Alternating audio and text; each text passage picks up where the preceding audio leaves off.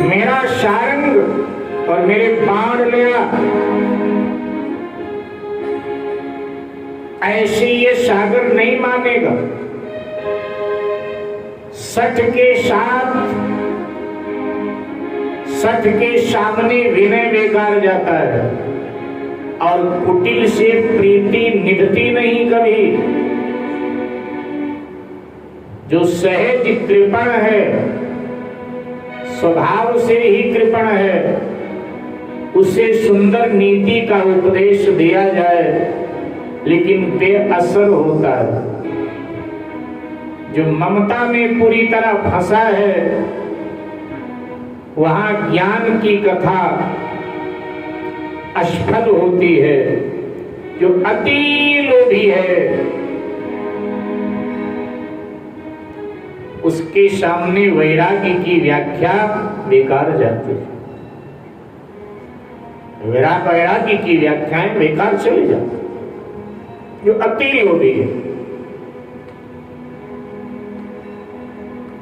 एक अति लोभी था, आपके यहाँ का नहीं था, आपके यहाँ तो सब दानी ही रहते हैं, कहीं और का था, बहुत लोभी था, एकदम कृपण कंजूस था सब कुछ, लेकिन खर्च नहीं करता था। बहुत बड़ा व्यापारी था, अरबों खरबों का व्यापार। आज दीपावली का त्योहार, पत्नी ने सुबह सुबह कहा कि घर में रहूंगी तो बच्चे, दीपावली है, न जाने क्या क्या मांग करेंगे, बाजार से खरीदना पड़ेगा, तो ऐसा करती हूं मैं बच्चों को लेकर मायके चले जाती हूँ। तो व्यापारी ने कहा तो बड़ी अच्छी बात, 35 साल विवाह के हुए लेकिन पहली बार जिंदगी में तूने कोई अच्छी बात सोची, तो बहुत अच्छा हो, घर का खर्चा बचेगा, ले जा ले जा। तो पत्नी बच्चों को लेकर के मायके चली गई। अब रात्रि में जब सेठ जी आए, दुकान से घर आए, तो उनको लगा दीपावली है, दीप वगैरह जलाना चाहिए, लेकिन अब कृपण इतने थे, बाजार से नया दीप क्यों खरीदे, तो घर में कोई पुराना रखा था, धोकर साफ किया और एक दीप घर पे जला दिया। फिर लगा वर्ष भर का त्योहार है, कुछ खाना तो चाहिए, भूखे पेट सोना ठीक नहीं। मुनीम को आवाज दिया, मुनीम, उसने कहा जी जी। तो कहा ऐसा कर, तू खीर बना ले, आज दीपावली है ना, मीठा होना चाहिए। तो मुनीम ने बढ़िया खीर बना के तैयार किया और उसने कहा कि लाला जी खीर तैयार है। तो सेठ का दिमाग पलटा खा गया कि इतना महंगा खीर मैं खाऊंगा तो मुनीम साथ में है तो खिलाना तो इसको भी पड़ेगा, और इतनी महंगी खीर मैंने कभी अपने बच्चों को नहीं खिलाया, अब मुनीम को खिला। तो सेठ ने कहा सुन, एक खीर फ्रिज में बंद करके रख दे, प्रातः काल खीर खाएंगे, बासी खीर बड़ा स्वादिष्ट होता है, लेकिन सुन, प्रातः काल सारा खीर वही खाएगा जिसको रात को बढ़िया सपने आएंगे। अब ये क्या पता रात को बढ़िया सपने किसको आए, ये शर्त रख दिया। और सेठ जी जाकर के अंदर सो गए और बरामदे में ये भी सो गए मुनि। अब सेठ जी को तो गहरी नींद आ गई, लेकिन इसको हल्की नींद आई, ये जग गया क्योंकि दिन भर कुछ खाया नहीं था, भूखा था।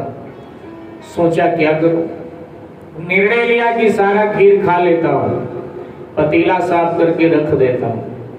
ज्यादा करेगा सेठ तो अपनी दुकान से भगा देगा, मार्केट में और दुकानें हैं तो वहां नौकरी कर लूंगा, खा लेता हूं। और मुनीम उठा, सारा खीर खा लिया, पतीला साफ करके और फ्रिज में रख दिया और फिर सो गए। प्रातःकाल हुआ, सेठ जी उठे और मुनीम को भी जगा।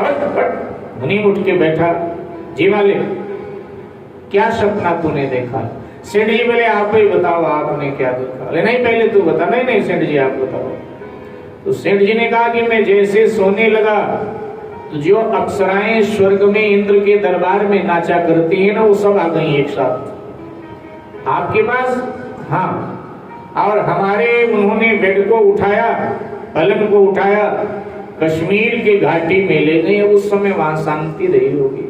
कश्मीर के घाटी में ले गई और फूलों का सेज बिछाया, मुझे उस पर लिटा दिया। कोई अप्सरा मेरे पांव दबाए, कोई हाथ दबाए, कोई सर दबाए, और कोई अप्सरा ताजे ताजे डाल के सेब तोड़ तोड़ करके, छील छील करके मेरे मुंह में दे और हम खाएं। हमने तो इतना बढ़िया स्वप्न देखा, तूने क्या देखा? मुनीम ने कहा कि सरकार, गरीबों के सपने भी गरीब आते हैं, अमीरों के सपने भी अमीर होते हैं, गरीबों के सपने भी गरीब होते हैं। अरे अमीर को स्वप्न में पड़ा हुआ धन मिलेगा तो करोड़ों में मिलेगा, और गरीब को स्वप्न में पड़ा हुआ धन मिलता है तो 10-20 रुपए ही मिलते हैं, इससे ऊपर नहीं मिलते।